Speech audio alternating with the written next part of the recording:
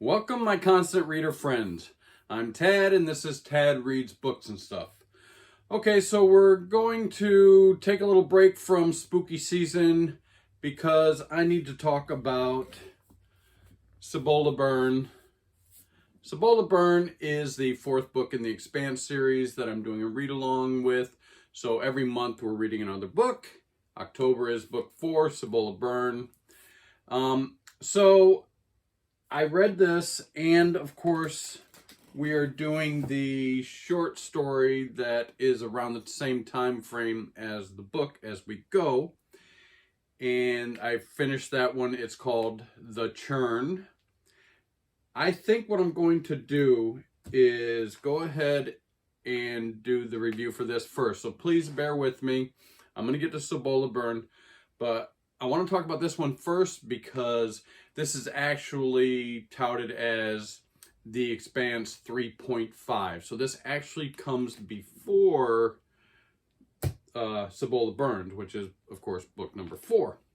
So let's talk about this real quick, and then we'll get to CIBOLA Burn, okay? Thank you. Just bear with me.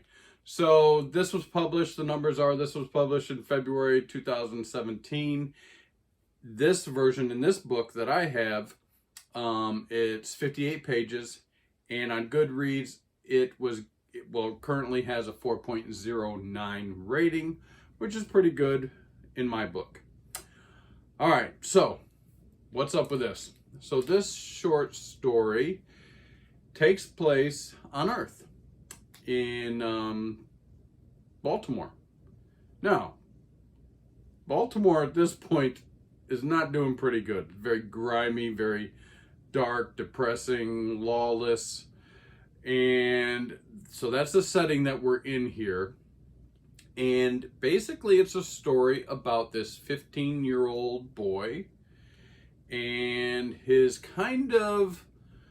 in this position where he's starting to kind of come to age.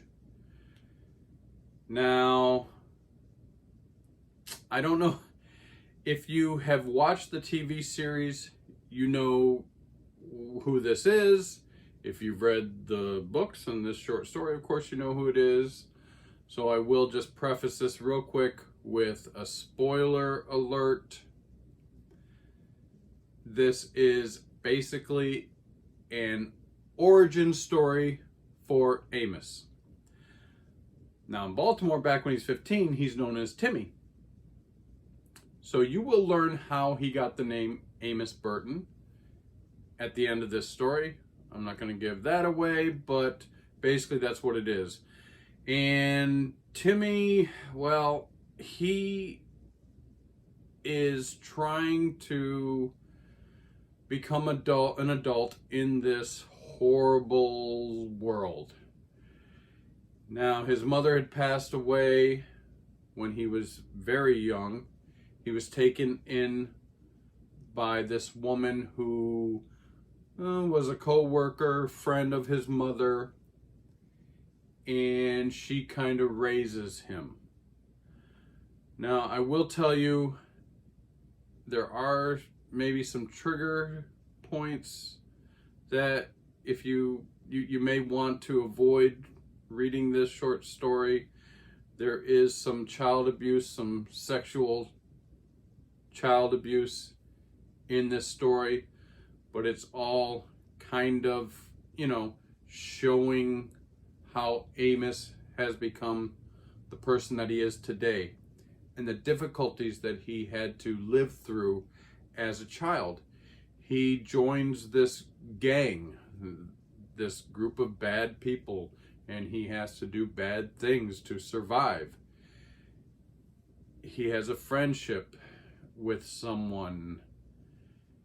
It's very dark.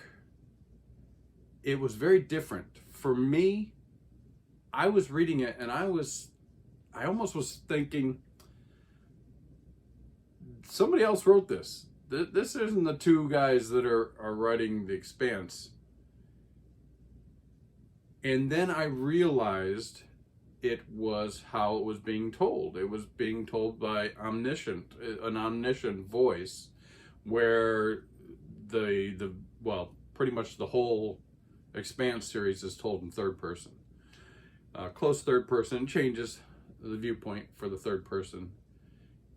But this is omniscient, and so it kind of just, you know, you're reading along 4 novels, and you get to this, and other sort of stories, and then you get to this, and it was different. I liked it. It was dark. It seemed, oh geez, I don't want to use the word more intelligent, but the writing style was different. I don't know how to explain it.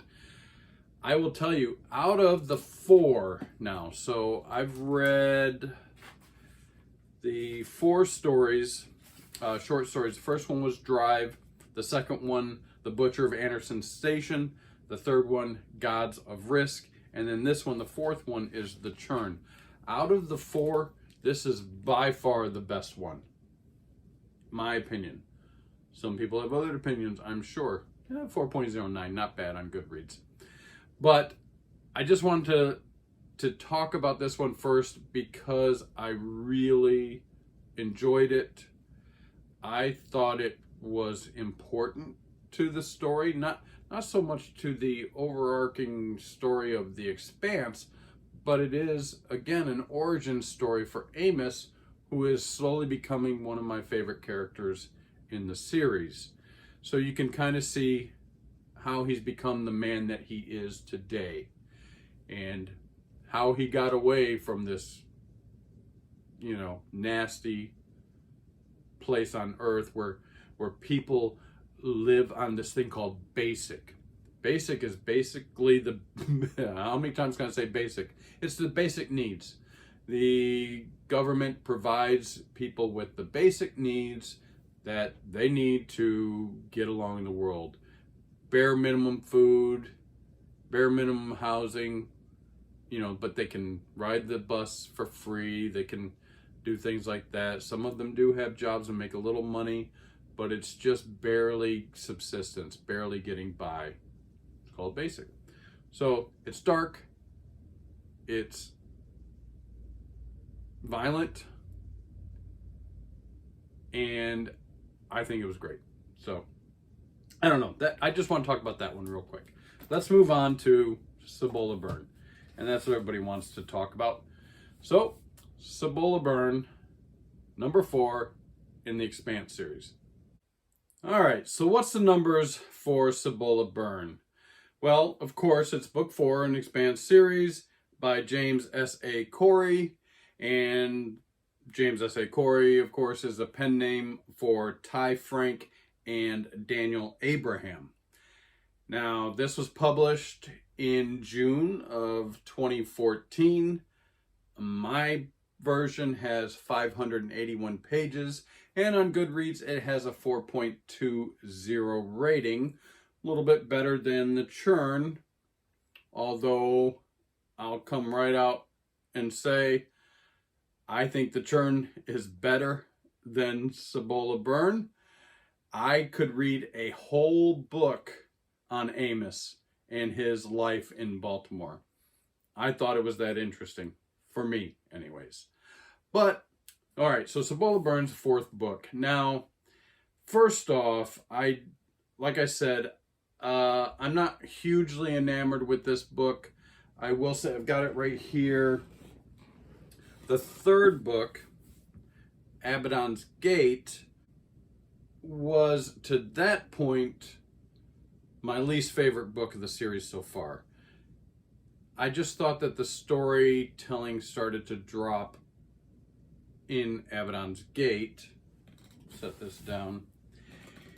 And as I started reading CIBOLA Burn, to my chagrin, to my fear, the same thing. It just seemed like it was on this downhill slide.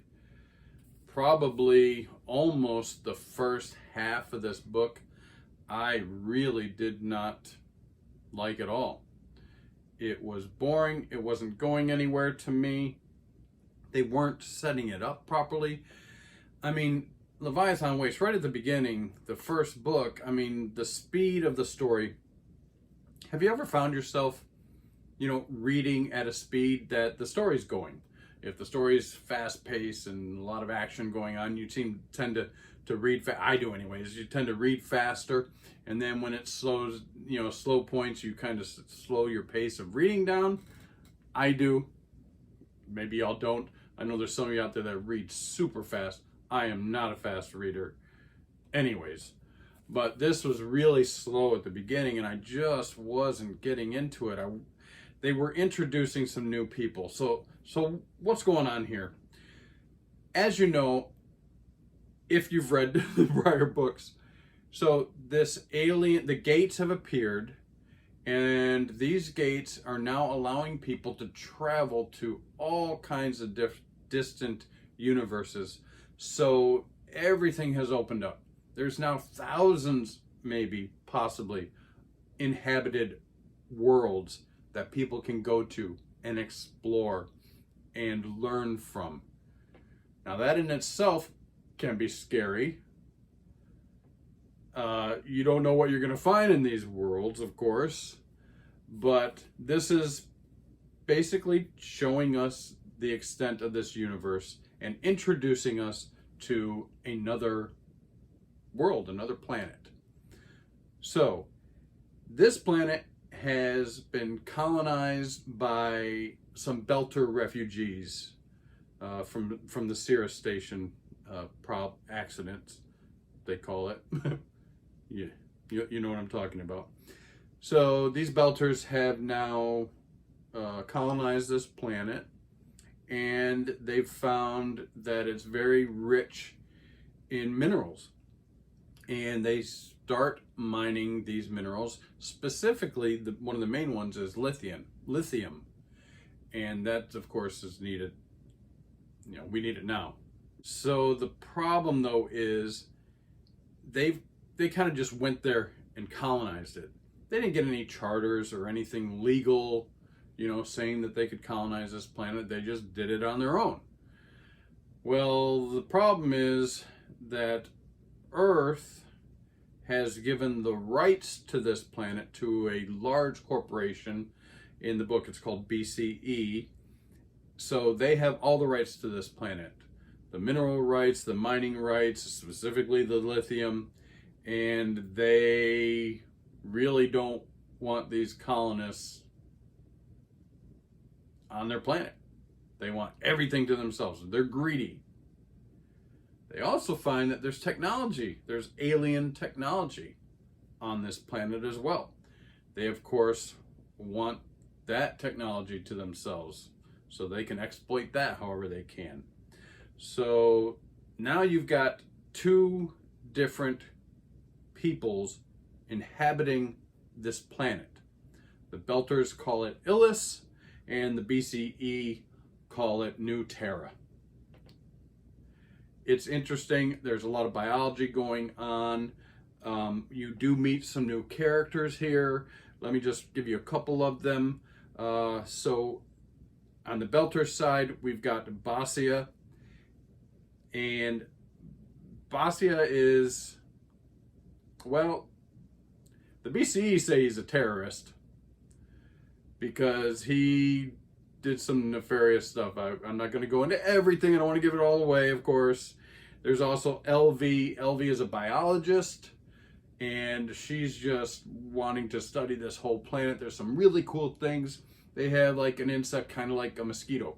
But because our biology is totally different than the biology on this planet, of course, those mosquitoes bite you and our blood kills them. They drop dead.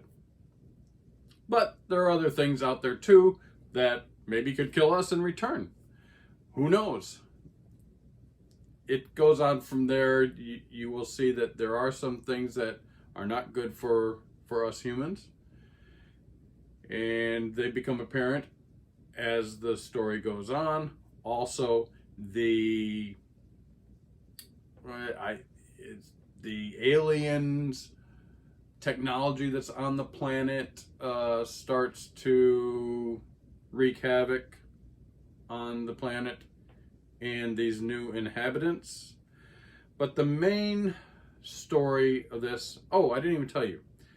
So the BCE, the main characters for the BCE are Havelock, who is like the security chief, and his boss, Mercury, is on the planet because he wants to nip these belters in the bud. He really wants to just destroy them, wipe them off the face of the planet if he can. Legally, he says. But so now you see what's going on here. There's a standoff between the colonized belters and the BCE representatives of this huge corporation. Now, Havelock, you may remember, was Miller's partner back in Leviathan Waste. Back in the first book, we met him. So now he's brought back into this universe where we see him. That's kind of pretty cool. But what is this really?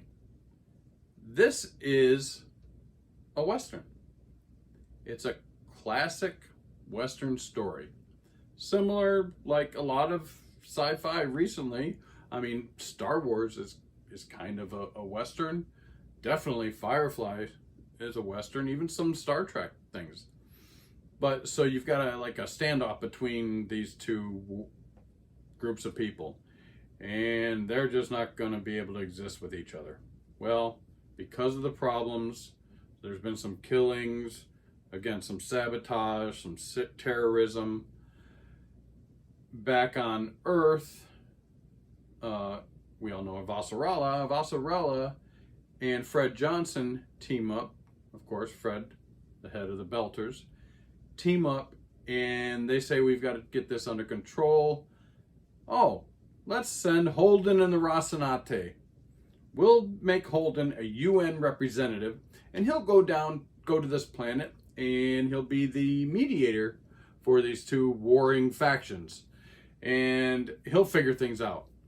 Now, secretly, Avasarala thinks that because of Holden and his holier-than-thou, goody-two-shoes sensibilities, is going to go down there and make a mess of this, and she wants him to make a mess of this. She doesn't want him to go down there and settle these arguments.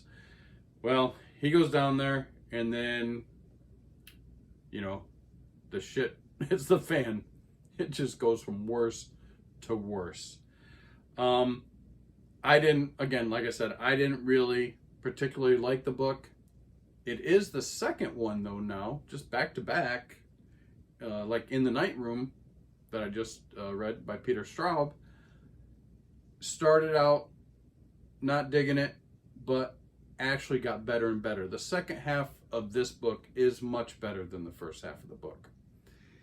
It does help with this universe that they're exploring, because it's showing, you know, what's going to happen now that these gates are open, now that people can go to different universes, settle different planets. How are the planets going to react to us? Are they going to try to kill us because our biology is different? Or are we going to destroy the planet just like we destroyed Earth? So there's some, again, as with the other one, it made me think. There's some moral issues here, some socioeconomic issues that, you know, kind of made me think. The main part of the book that got me. So this is me. I mean, different strokes for different folks. For me, it was basically why it happens not only on the planet, but in space, because Rocinante, Naomi and Alex stay on the ship while Amos and Holden go down on the planet. So the Rocinante is having problems with the RCE ship, and so there's a battle up there, and then of course on the planet. But what really gets me is, if someone tried to kill you, and miraculously, some way, you avoided getting killed by this person, would you let him do it again? I don't know. it's a moral issue. Is it an eye for an eye, or do you become the better person? Well, in this instance, in both areas, this happens out in space and on the planet. And they just let it go. No, I'm a better person. I'm not going to kill them. Then it happens again. And again. And again. I mean, at some point, don't you just say, hey, it's either me or them? I've got to protect myself, or I've got to protect my ship, or I've got to protect my planet. It just was over and over and over. It eventually gets to the point where there's an old-fashioned showdown. Holden standing on a bridge and Mercury standing on a bridge, and they've got their hands on their guns. It's like, the OK Corral here. And something happens, and of course, no one gets killed. I don't know. I don't understand it. But that made me think, what happens when you start exploring these new worlds? It's going to be just like the Old West, right? We're going to go out there and, the survival of the fittest. It's going to be lawless. It's going to be fighting. It's going to be killing. It's going to be, trying to make as much money as you can. And that's kind of what I did like about this book. Out of the 4 so far, this is probably the worst book. I really didn't like Abaddon's Gate that much, but this one, I don't know. I think they could have done, I don't know. I didn't write the book, right? So I just didn't like that much. Now I'm worried because, there's 5 more books in this series. However, I did do some research, and everyone is saying that book 5 is the best, is awesome. So hopefully I'm going to continue with this next month, and it will redeem my feelings of this series as a whole. And I don't know, I hope I didn't give too much away. Sometimes I get talking, and I do, I'm sorry. But that's my thoughts on CIBOLA Burn, the 4th novel in the Expanse series. Again, if you find anything entertaining, please like and subscribe to my channel. Please leave comments. I love the comments. You know that. And until next time, peace out.